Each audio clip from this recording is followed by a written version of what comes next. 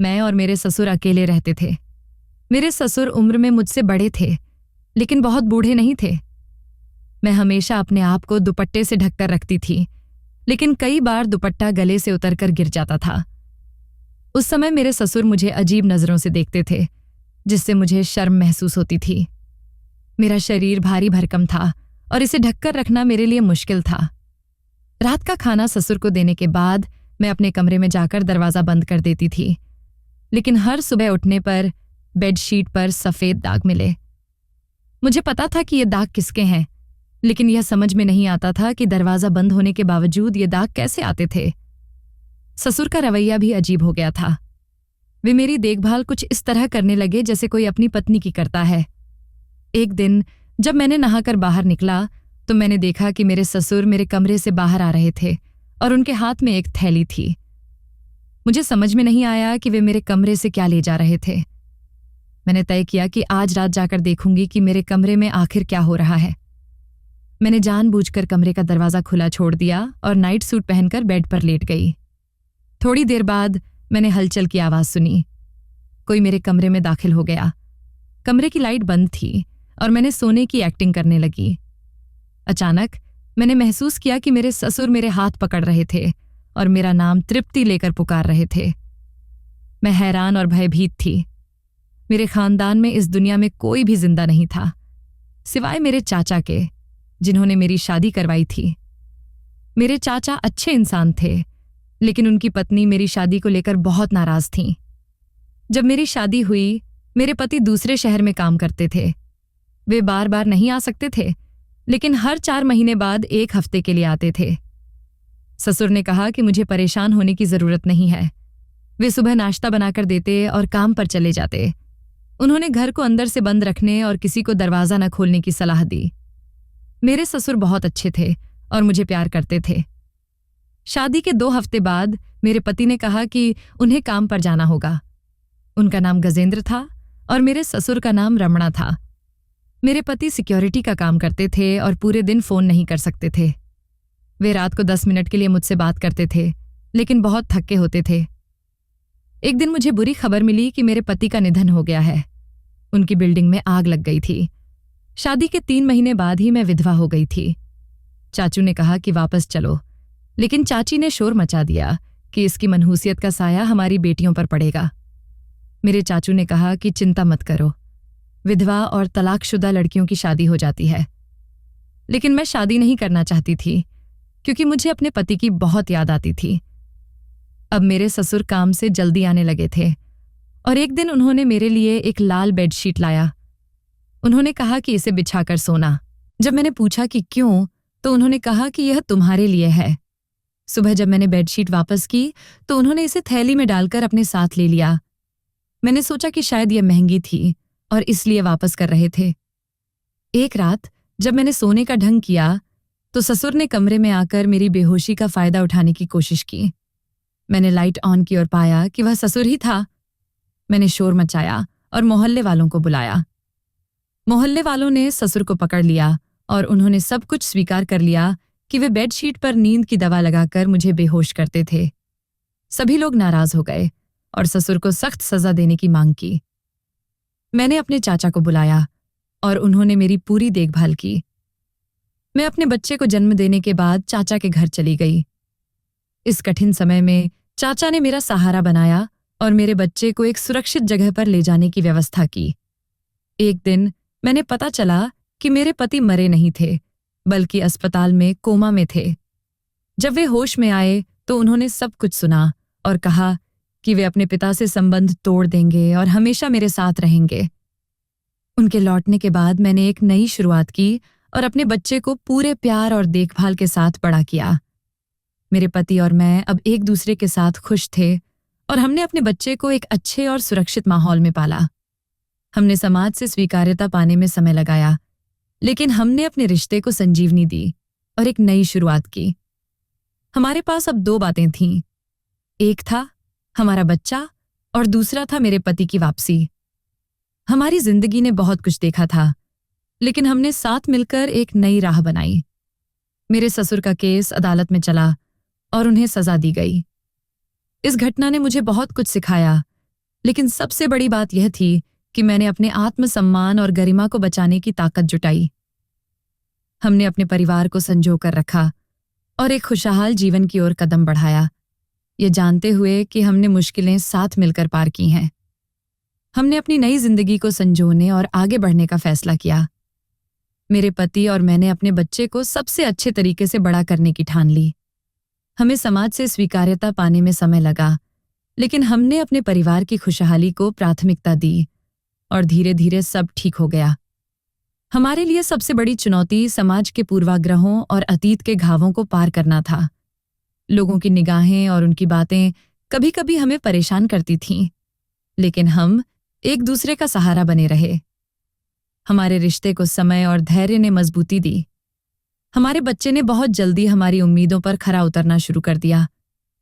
हम उसे अच्छी शिक्षा और संस्कार देने का प्रयास करते रहे। हमने उसकी खुशियों और भविष्य को अपनी प्राथमिकता बनाई और यह सुनिश्चित किया कि वह एक सुरक्षित और प्यार भरे वातावरण में बढ़े। समाज में भी धीरे धीरे हमारे प्रति धारणा बदलने लगी।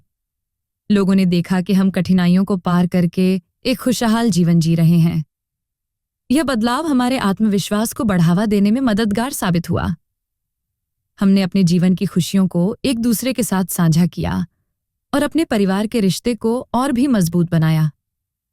जब हम पीछे मुड़कर देखते हैं तो हमें गर्व होता है कि हमने अपने अतीत को ताकत में बदलकर अपने भविष्य को संवारने का प्रयास किया। हमारी कहानी ने हमें और हमारे परिवार को सिखाया कि मुश्किलों का सामना धैर्य और एकता से करना चाहिए। हमने एक नई शुरुआत की और यह जानकर खुशी होती है कि हमारी मेहनत और समर्पण ने हमें एक खुशहाल और संतोषजनक जीवन की ओर ले जाकर खड़ा किया। हम अब एक खुशहाल परिवार हैं और हमारी जिंदगी का यह अध्याय हमें दिखाता है कि मुश्किलों का सामना करने और उनसे उबरने की ताकत हर किसी के अंदर होती है। अपने परिवार की खुशियों को प्राथमिकता देकर हमने अपने जीवन को एक नई दिशा दी और अपने अतीत की छाया से बाहर निकलकर एक नए भविष्य की ओर बढ़े। हमारे जीवन में नई राहें खुल चुकी थीं। बच्चे की बढ़ती उम्र और उसके सपनों को आकार देने का समय आ चुका था। हमने उसकी शिक्षा, खेल और सामाजिक गतिविधियों पर पूरा ध्यान दिया। उसका हर एक दिन हमारे लिए खुशी और गर्व का नया कारण बनता गया। बच्चे की पढ़ाई और उसकी उज्जवल भविष्य की योजनाओं में हमें भी शामिल होना पड़ा। हम दोनों पति पत्नी ने मिलकर यह सुनिश्चित किया कि वह हर क्षेत्र में उत्कृष्टता हासिल कर सके। हमने उसे सिखाया कि कठिनाइयों का सामना धैर्य और मेहनत से करना चाहिए और यही जीवन की सबसे बड़ी सीख है। समाज में हमारी स्थिति और मान्यता में भी सुधार हो रहा था। हमने अपने अनुभवों को साझा करना शुरू किया और दूसरों को उन कठिनाइयों से उबरने के तरीके सिखाने लगे जो हमने खुद झेली थीं। हम अक्सर सामाजिक कार्यक्रमों में भाग लेते, जहां हम अपनी कहानी के माध्यम से लोगों को प्रेरित करते थे। एक दिन मेरे पति ने फैसला किया कि हमें एक सामाजिक संस्था की शुरुआत करनी चाहिए जो महिलाओं और बच्चों के अधिकारों की रक्षा के लिए काम करे। यह निर्णय हमारे जीवन की एक नई दिशा का प्रतीक था। हमने अपने निजी अनुभवों और संघर्षों से सीखे पाठों को एक सामाजिक बदलाव लाने में लगाने का निर्णय लिया। हमारी संस्था ने कई महिलाओं और बच्चों की मदद की, जिन्हें हमारे जैसे कठिन परिस्थितियों का सामना करना पड़ा था। हमने अपनी संस्था के माध्यम से जागरूकता अभियान चलाया और समाज में महिलाओं के खिलाफ हिंसा और अत्याचार के खिलाफ आवाज उठाई। हमारी संस्था ने कई लोगों को प्रेरित किया और समाज में सकारात्मक बदलाव लाने में महत्वपूर्ण भूमिका निभाई। हमें गर्व था कि हम अपने अनुभवों को समाज की भलाई में बदल पा रहे थे। समय के साथ हमारा परिवार और भी मजबूत हो गया। हमने अपने बेटे को अच्छे संस्कार और मूल्य दिए और उसे समाज में एक जिम्मेदार नागरिक बनने के लिए प्रेरित किया। उसने भी हमारी उम्मीदों पर खरा उतरते हुए अपने करियर में सफलता पाई और समाज के लिए एक उदाहरण स्थापित किया। हमारे जीवन में खुशियों और संतोष का कोई कमी नहीं थी। हमने अपने अतीत की कठिनाइयों को एक ताकत के रूप में स्वीकार किया और उसे अपने भविष्य की दिशा में बदल दिया। हमारे परिवार की एकता, प्रेम और समर्थन ने हमें हर मुश्किल से उबरने की ताकत दी और हमें एक नई शुरुआत की ओर ले जाकर खड़ा किया। हमने अपने जीवन की कहानी को एक प्रेरणादायक संदेश के रूप में स्वीकार किया। हमारे अनुभवों ने हमें सिखाया कि हर मुश्किल के पीछे एक नई शुरुआत छिपी होती है।